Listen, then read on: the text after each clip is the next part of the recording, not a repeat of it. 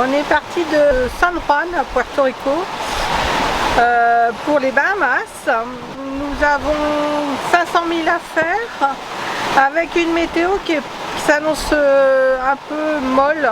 Il y aura une journée sans vent où probablement on va faire du moteur.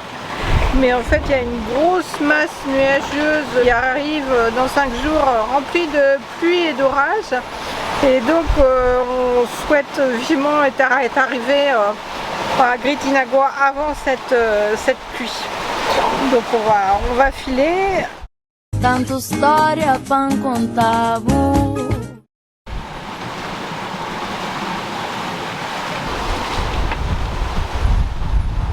Les mauvaises nouvelles que nous avons eues, c'est qu'on a essayé de faire des tests Covid à Porto Rico, puisque pour les Bahamas, il faut encore un test négatif antigénique, même si on est entièrement vacciné. On n'a rien trouvé, enfin, ou à des prix vraiment pas possibles. Donc c'était compliqué, donc on a téléphoné au service de santé des Bahamas qui nous ont dit qu'on pouvait faire des autotests qu'on a trouvés en pharmacie, qui sont des tests antigéniques faits par soi-même, très bien faits d'ailleurs, et on a photographié ces autotests et on les a soumis à l'autorisation préalable de santé des Bahamas pour permettre une entrée, et ils ont été rejetés.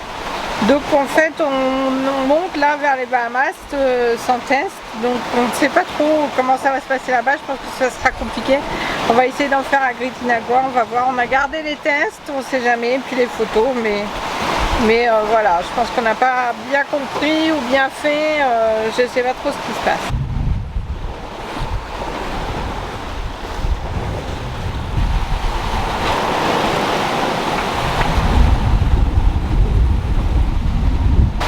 La deuxième mauvaise nouvelle, c'est qu'on n'avait pas bien compris notre visa B2 pour les États-Unis. Mais d'après ce qu'on a compris là, on a 6 mois pour rester aux États-Unis, même si on sort entre deux. Donc on a 6 mois qui sont décomptés à partir de notre entrée à Puerto Rico. Et donc on a calculé notre séjour aux États-Unis en fonction des assurances devrait durer 8 mois.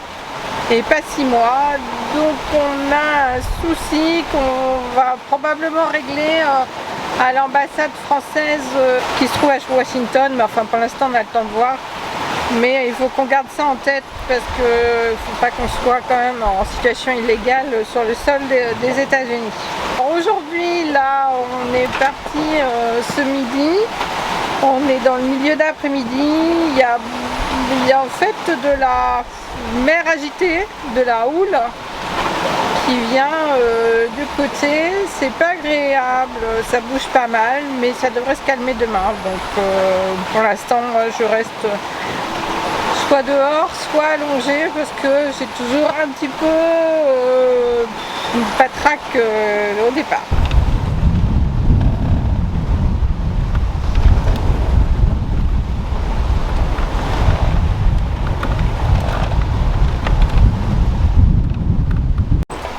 Deuxième jour de nave, le vent est tombé. On longe les côtes de Saint-Domingue pour avoir un peu plus de vent parce qu'on a vu qu'il y en avait plus sur la terre. Et après on longera Haïti. Ben, comme c'était prévu, hein, le vent, là on est jeudi, le vent baisse aujourd'hui jeudi et remonte un tout petit peu ce soir, puis baisse de nouveau vendredi. Et remonte vendredi midi de façon plus soutenue, et ça jusqu'à l'arrivée aux Bahamas.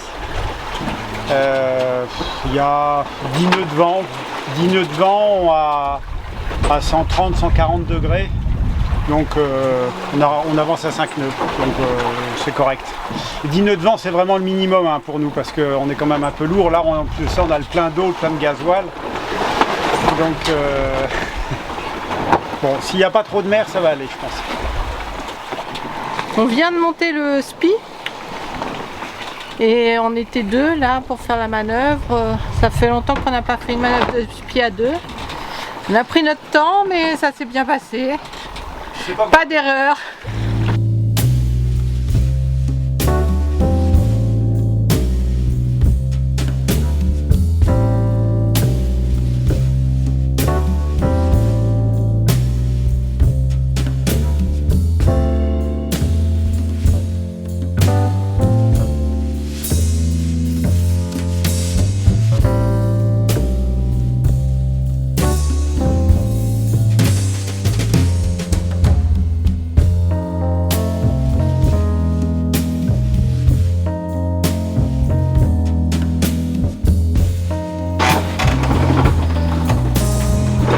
grâce à des amis, on a trouvé sur le téléphone une petite application qui permet d'enregistrer une bande vidéo. Et le problème qu'on avait auparavant avec la météo qu'on utilise, qui est sur Windy, c'est qu'on ne pouvait pas l'enregistrer, on pouvait l'utiliser que quand on était sur un réseau téléphonique. Et donc quand on part en mer pour plusieurs jours, on n'avait pas la météo. On pouvait l'avoir sur d'autres moyens, mais on n'avait pas ce moyen-là. Et donc là, avec cette petite application d'enregistrement, ça met en photo une bande de plusieurs jours d'évaluation de Windy. Donc là, ça me permet de comparer le temps qu'on a maintenant avec les conditions de vent et de mer, avec celles qui étaient prévues lorsqu'on est parti hier de Puerto Rico. Et ça permet comme ça de se rappeler où sont les zones de vent et où sont les zones sans vent et pendant combien de temps, pour pouvoir faire des choix de mettre le moteur ou de se rapprocher d'une zone où il y avait plus de vent. Parce que j'arrivais pas à retenir toutes les informations sur 3-4 jours avant de partir. Donc là c'est bien, c'est pratique. Et là ça correspond effectivement à ce que l'on a, c'est-à-dire en fait pratiquement pas de vent. C'est-à-dire moins de 10 nœuds. Et donc là on n'est plus qu'à 4 nœuds sous SPI, mais le SPI a du mal à tenir. Je ne sais pas si on va pas mettre le moteur quelques heures. Là, cette fois-ci on n'a pas renouvelé l'abonnement sur l'Iridium. C'est ce qu'on utilise quand on fait des grandes traversées et ça nous permet d'avoir des cartes météo en temps réel. Mais là, on n'a pratiquement aucun risque de phénomène météorologique dangereux. Et donc, en fait, c'est quand même $150 par mois l'abonnement. Donc, on a décidé de faire avec les outils du bord.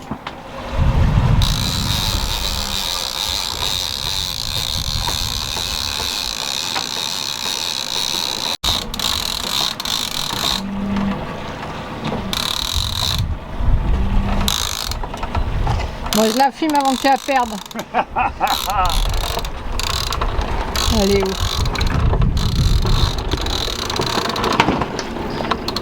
Elle est belle, hein? Oh là là!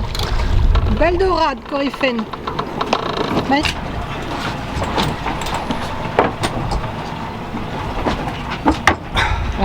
Elle est belle.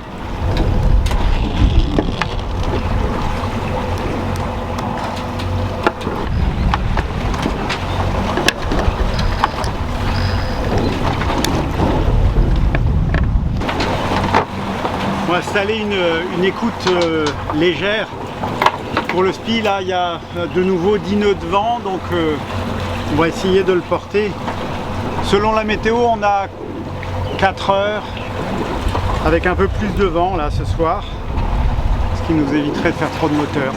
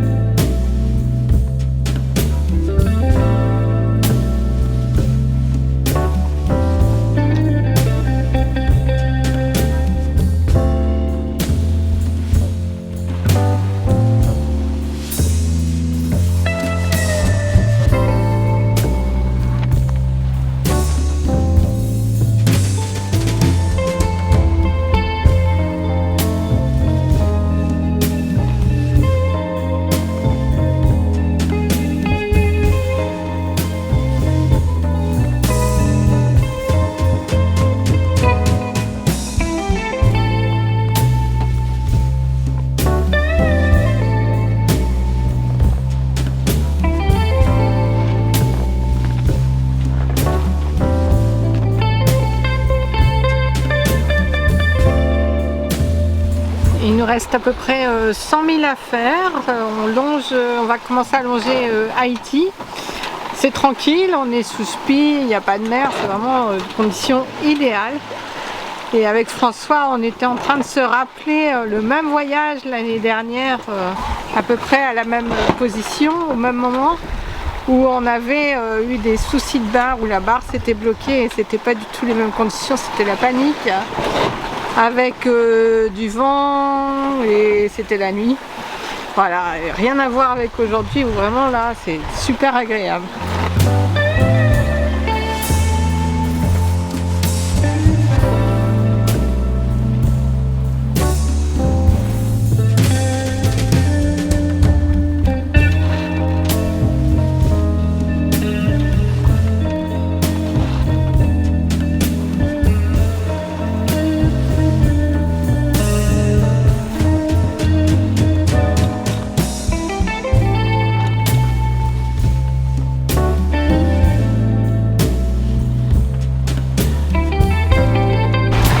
super cool comme navigation.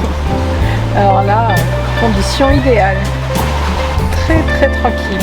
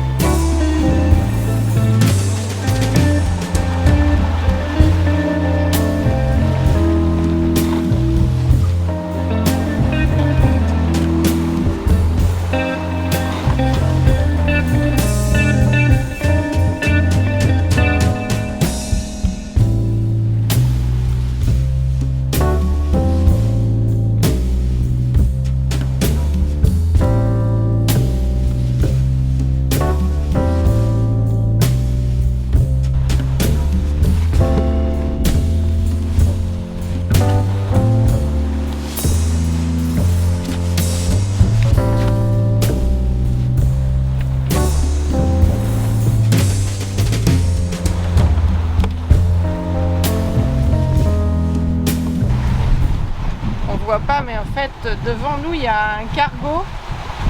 On est à 1,5 mille à peine de lui. C'est la nuit, on était sous Génois Tangonais. C'était juste pour passer, il nous a appelé et on a enroulé Génois, mais le problème c'est que ça n'a pas ralenti le bateau. C'était moi qui étais de quart, il est 2 h du matin et j'ai réveillé François parce que je voyais que c'était trop juste. J'avais pas de marge de manœuvre par rapport au vent. J'étais à 150-160 degrés du vent et donc après j'allais empanner si je déviais ma route. Bon, il a l'air de passer devant là, mais c'est juste. Hein.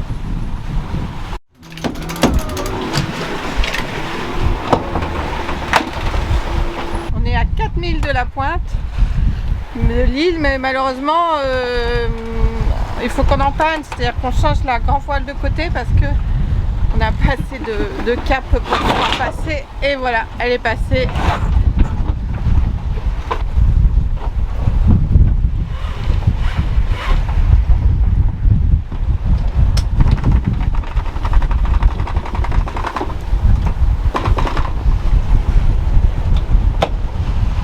Voilà, la grand voile a changé de côté du vent. On va redéplier le Génois.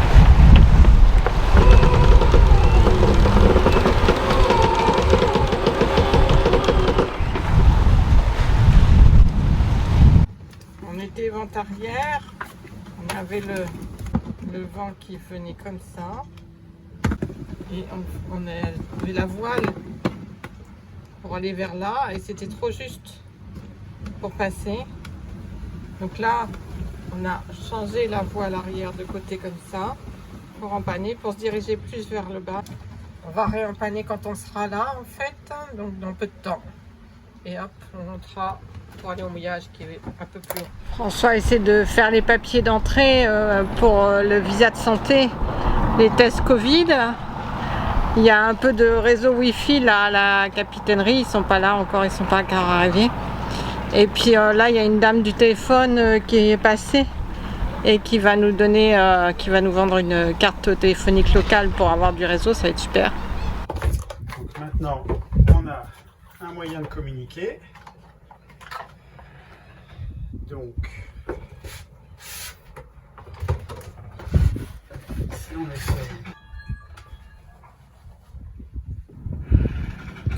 Comment ça marche le téléphone? Bon, ben on vient d'avoir le résultat, notre autotest fait à Porto Rico, annoté par notre main, a fini par passer. On vient d'être admis pour rentrer dans les Bahamas. Allez, go!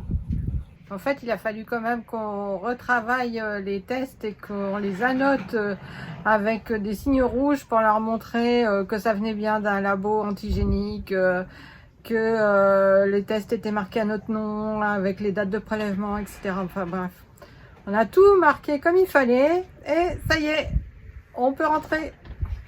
On profite de notre escale à Gritinagua pour faire une petite balade aujourd'hui. C'est très calme, très reposant. On s'en va vers le phare et puis après on ira vers les marais salants. Ascension du phare, 4 heures d'ascension. Ça va le faire. Dernière marche. Ouf.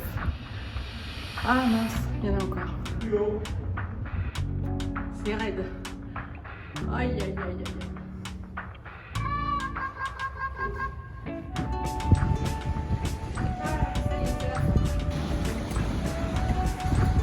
Ah, c'est magnifique.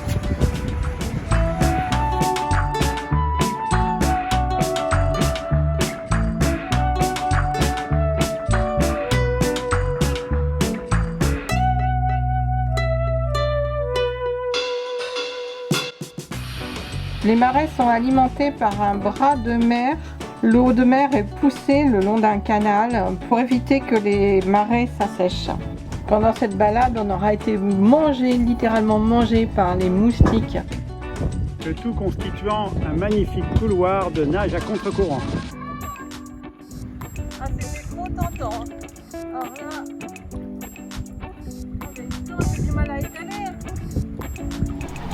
La forte pluie est annoncée, elle est passée sur la Guadeloupe. Là, on a des nouvelles des amis qui nous ont dit que c'était bien fait saucer. C'est annoncé pour cette nuit, donc on va en profiter pour tester nos nouveaux taux qu'on a fait faire pour s'abriter des fortes pluies. Mais alors, c'est de l'installation à mettre. Hein. François là, il s'active.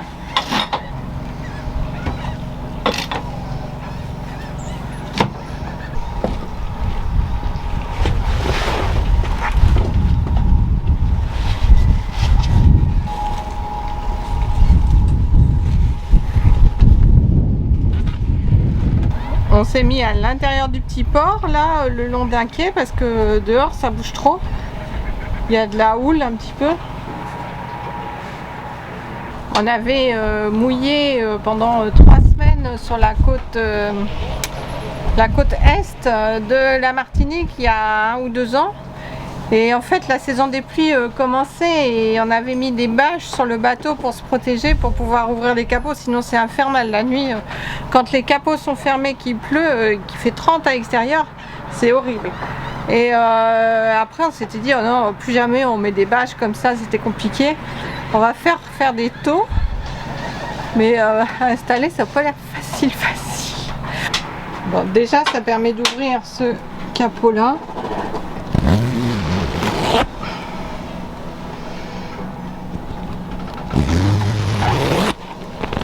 Et ça va faire de l'air dans la descente là. Ah bah là déjà ça aère pas mal sur l'arrière. Ça fait du bien. Je vais le rouler.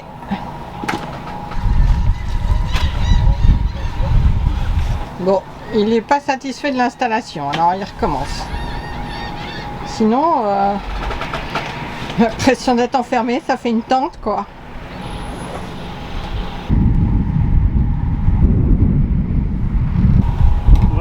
Ce qu'il faudrait, c'est qu'il pleuve maintenant. Pour tester? Bah oui. T'y crois ou t'y crois pas? Moi, le devant, là, j'y crois pas tellement, hein, ce que tu fais. Le but, c'est d'empêcher le derrière de prendre de l'eau. Hein. Ah, d'accord. Tu vois, c'est de faire que l'eau prenne un circuit... Autre que les capots. Voilà, c'est ça. Un petit compte rendu ce matin sur l'efficacité du taux. Et heureusement, il n'y avait pas de vent, je tiens à signaler, il y a bien plu pendant 1 heure. Et les capots sont mouillés, on a été obligé de fermer les capots, ça passe quand même. Même la grande descente, en fait, l'eau glisse le long de la baume et ça coule dans la descente de l'escalier. Donc des très beaux taux, mais qui n'accomplissent pas le travail demandé en fait. La protection contre la pluie, c'est pas ça. Je pense qu'il n'y a pas grande solution contre la pluie, à moins de bâcher tout le bateau, mais on en est loin. Merci d'avoir regardé cette vidéo et abonne-toi à notre chaîne pour nous encourager à poursuivre.